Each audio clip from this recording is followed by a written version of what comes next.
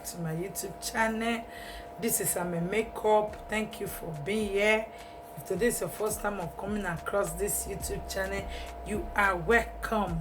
Thank you. Please just take your seat and watch this video.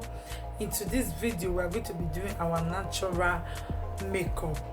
Okay, so please take time to watch this video, and if you find this video interesting, don't forget to give me thumbs up. Leave your comment in the comment section down below. In case if you have not yet subscribed, what are you waiting for? Please guys, click on that subscribe button, and don't forget to hit on that notification bell, so that anytime I upload the video, you will just be the first person to know. Thank you all for being here. Thank you once again.